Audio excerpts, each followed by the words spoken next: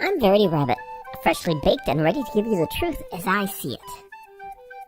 The Pooh Bear has a long history of comforting so many, it's amazing. From his start in the mind of A. Milne, with his poetry about a Pooh Bear and the other animals who live in the 100-acre woods that he wrote for the Evening News, it has been enjoyed easily by millions. The illustrations were done by J.H. Dowd and then by E.H. Shepard, who did the original illustrations for The Wind in the Willows, and they so noticeably have a Victorian taste to them. It was in 1966 that the original designs changed due to Disney gaining licensing rights and modernizing them. Disney then went on to create several featurettes and several films, including a few attempts at TV shows that didn't always pan out greatly. But the original style of the original Pooh and Company had changed not only for a more modern look, but also a more modern narration and dialogue in some cases. Okay, well, let's look and see what they have come up with. Oh, I do like a party. It sounds like the original voice in the 80s cartoon. What should happen if you forget about me? Silly old bear. I won't ever forget about you, Pooh. I promise. Not even when I'm Ooh, 100. Obi-Wan! We should be working this weekend, Robin. But I promised my wife and daughter I'd take them away this weekend. Aww. All hands on deck. You won't be coming to the cottage. Well, it can't be helped. Your life is happening now, right in front of you. Isn't that the girl from Captain America? What to do, what to do, what to do. What to do, indeed. Ooh. Oh, he's in real life. Christopher Robin. That's a little weird. The tree I remember was in the countryside, not here in London. There's no opening. I suppose it's where it needs to be. That's a silly explanation. Why, Oh, that's awesome. Pooh, why are you here? Oh, yes, I need your help. I've lost all of my friends. Let's get to the bottom of this. Look up, Pooh. Here I come. It would appear that I am stuck. Have you just given honey? I have not just eaten honey. I can't believe they're doing this. I always get to where I'm going by walking away from where I have been. Oh, that, Do you? it's so well That's the way done. I do it. Hello, Ewan. Christopher Robin, it's you, played again. Let's go and see if we can find Piglet. I've already stayed far too long. Hello, everyone. So nice to see you all again. Why, thank you. Silly old bear. I was wrong about work.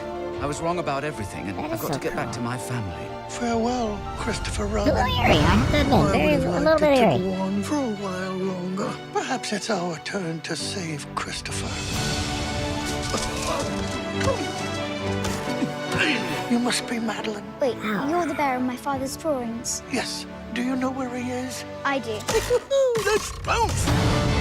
I just saw the most preposterous imposter. Look at him. Interesting, Pooh lives in London, or in England, and he has an American accent. If anyone wants to clap, And you are. now is the time to Just a do thought. it. That is so Oh, dear, dear. I don't remember being cheery. People say nothing is impossible, but I do nothing every day. mouth still, No, Little Don Pooh, with that's not the... Oh, never mind. yeah. Okay. That was just cool. And from someone that's really critical of Disney's creations as of late, that says a little something. I think they really got something on their hands here.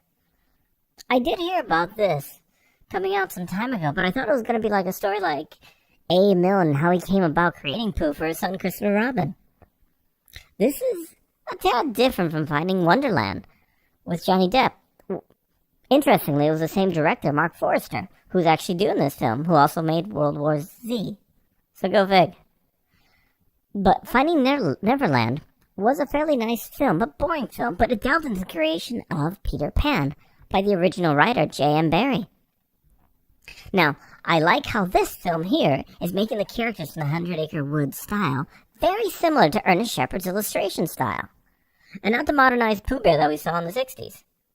It's going to be very nostalgic for so many, including myself, and I'm very relieved that it wasn't turned into a modernized fiasco like they did with the Chipmunks or the Garfield movies, which should just be burned.